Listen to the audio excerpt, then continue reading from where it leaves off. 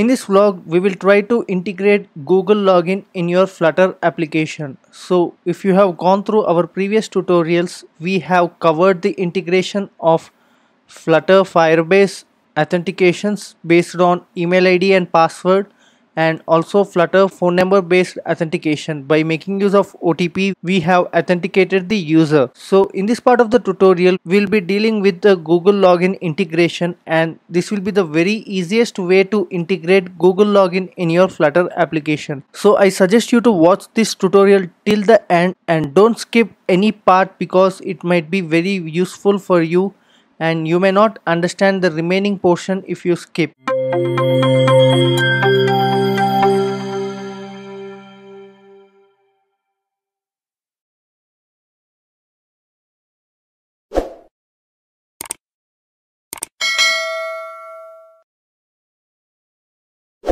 So now let's start with the dependencies. Here we have added Firebase authentication and Firebase core dependencies, and also we have included Google sign in here. So now let's start with importing material.dart here, and also we are going to make use of an asynchronous method for the void main. So I'm going to consider a future here. So future of void main, and this is of a type asynchronous. And now we will be initializing widget flutter binding dot ensure initializer here. So we are trying to initialize the Firebase before getting ahead, so make use of await here as we are using asynchronous function. So we need to wait till the Firebase is initialized. So here we need to import the Firebase. So by making use of the Firebase code.dart, we can import the Firebase here and initialize the app. So now let's specify run app, and here we are going to specify a class app here, and this is of a type stateless widget which we are going to create now. And here, instead of returning a container, we are going to return a material app, and inside which let us consider a scaffold. So making use of the scaffold, we can structure our application, and also it's considered to be a skeleton for our application.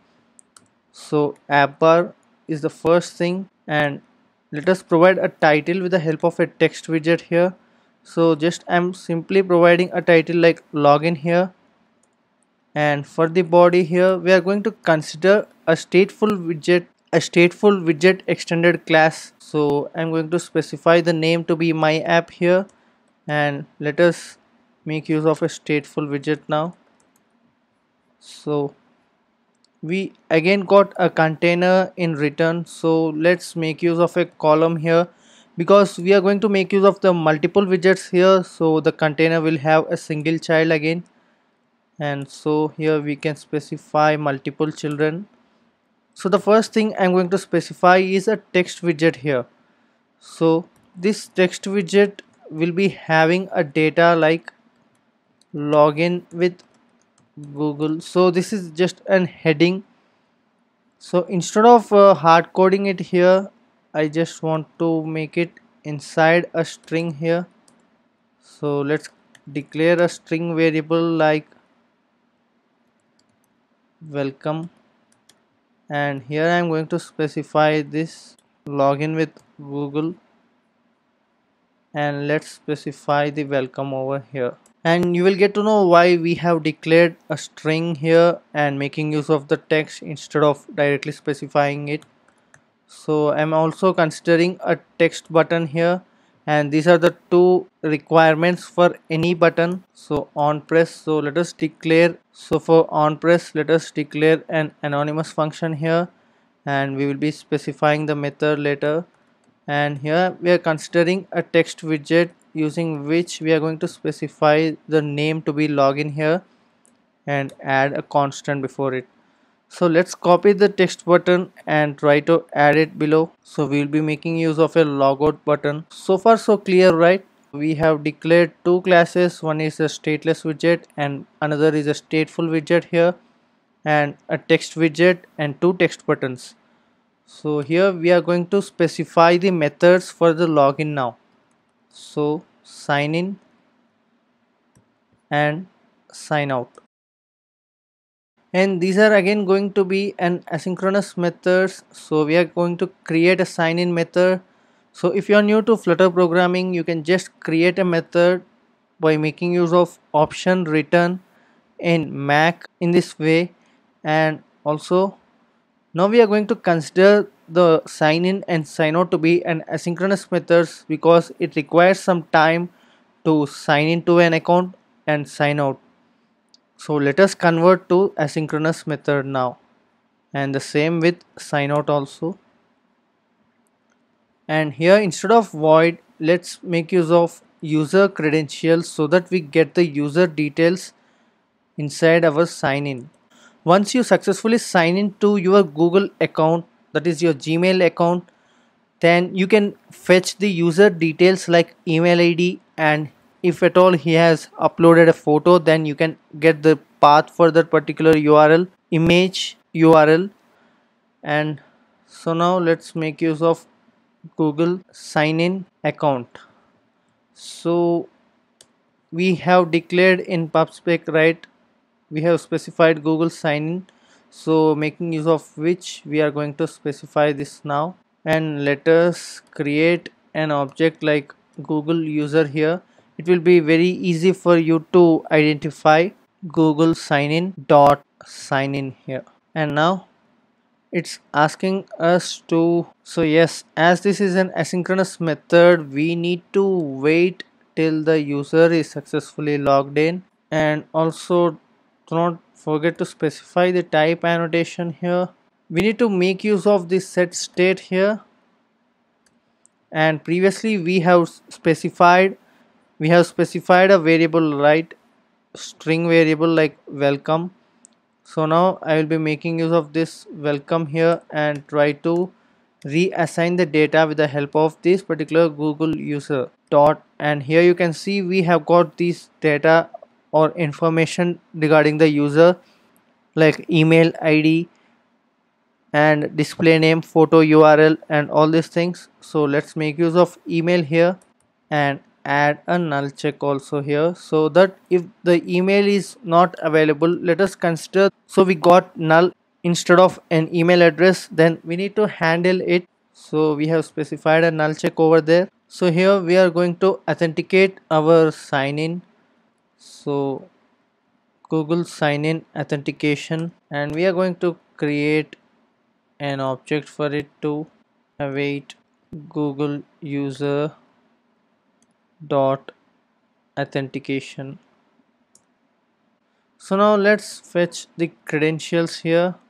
Credential equal to Google authentication provider dot credential, and here inside which we'll be getting access token, Google authentication dot access token, and also ID token. So these two are important aspects in a Google login here. So going forward, when you implement this in real time, you require these two to handle the user login.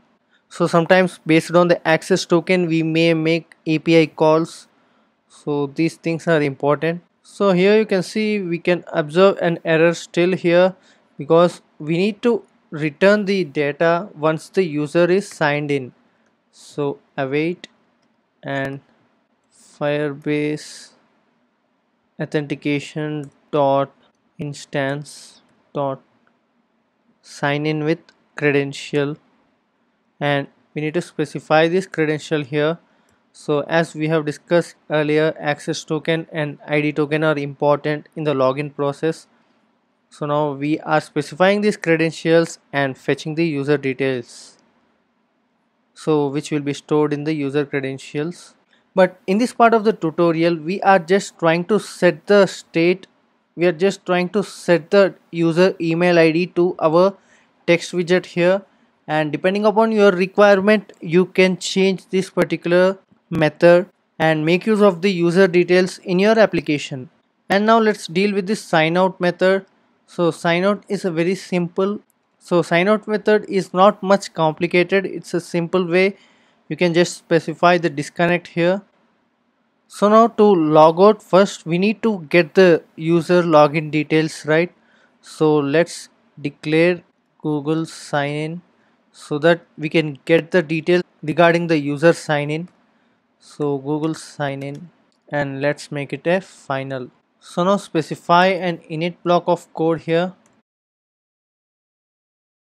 So now let's try to get the current user details. So on current user change dot listen, and inside which specify Google sign in authentication account.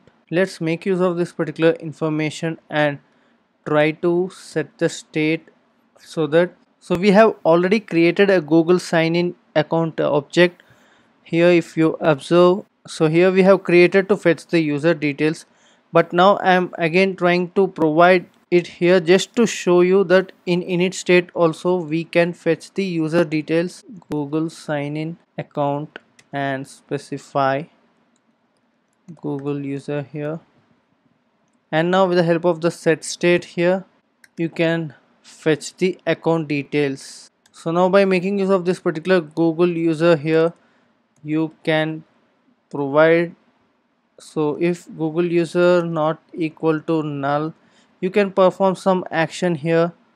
So I'm currently not performing anything, so I'm just specifying here perform your action. So this block of code you can execute your code here, and then we will be making use of the Google sign in, and we will sign in silently. So what does this mean is, like, whenever you open or you reopen your application, so the Google sign in process is automated, and on init state itself the Google login is being performed and the user details are fetched for you. And this is again an optional thing, so based upon your requirement you may use or you may just comment it. And now let's deal with the logout procedure here. So here if you observe, we have considered the user details, that is the current user details here. So Google sign in, and just come back to the sign out here, Google sign in dot disconnect, and yes, this will make you log out of your account. And also make use of the set state here and try to append the welcome message to log out. So here we are not moving from one screen to another or performing any process. We are just trying to log into the Google Gmail account, and we will display the email address of the user account over there. And when you tap on the logout button, we will log out of the particular account and we will display that the account is now logged out. So instead of logout, let's specify like logged out, so that it will provide much clarity for you. And now try to run this code and see the output once. And also, if you are having any queries in this particular implementation, do let me know in the comment section below. And also I'm providing the code for this tutorial in the description section below, so if you are facing any errors, I suggest you to go through the code link provided below and try with that particular code and see whether it works for you, or just let me know in the comment section below. I will try to help. So now let's try to see the output here. So we have got the output to one side of the corner. So now let's drag it to the center by making use of the main axis alignment and aligning it to the center of the screen, and also make it to the center of the screen here and try to restart. So here you can see we have got it in the center of the screen. And also let's try to add some font size here so that it will be much better for you to see the output. Font size I'm going to add like 30, and let's provide sufficient padding here. So the padding like 20 works fine, and make it a const.